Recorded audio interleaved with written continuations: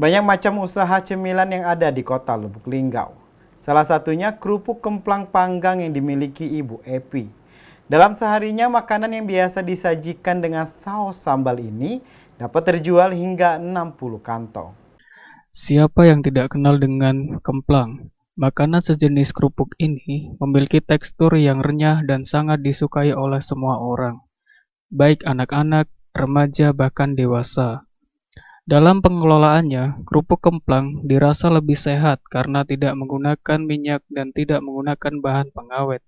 Untuk satu kerupuk bisa memakan waktu 30-35 detik pemanggangan.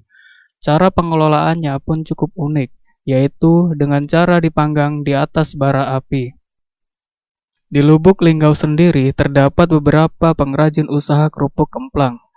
Salah satunya adalah Evi yang beralamat di Batu Urip Lama, Kota Lubuk Linggau.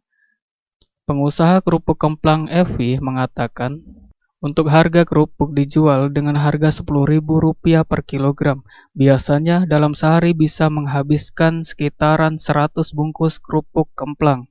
Kembali dirinya menyampaikan, dalam sehari bisa memproduksi sebanyak 70 bungkus kerupuk kemplang. Kemplang itu harga per bungkusnya itu berapa, Bu? Kalau bungkusnya ini 10.000. Kak, dimulai dari harga berapa itu, Bu? Hah? Untuk harganya bervariasi nggak? Enggak 10.000 kan. Dalam sehari itu habis berapa bungkus ya, Bu? Kalau 5 paling 60, 50. Oh, 60. Kalau pembuatannya, Bu, pembuatannya itu dalam sehari itu bisa berapa bungkus ya, Bu? Pembuatannya itu kita ambilnya dari organ. Yang bikinnya adik-adik dari sana. Kalau bakarnya, Bu, dalam sehari itu habis berapa bungkus? Kalau makan tuh sehari dapat 100 bungkus. Sehari, Bu, ya? Ya, Kita di mana alamatnya, Bu? Alamatnya di mana, Bu? ini kita tuh Lamo.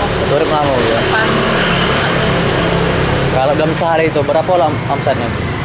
Omsetnya kalau galau-galaunya. Iya.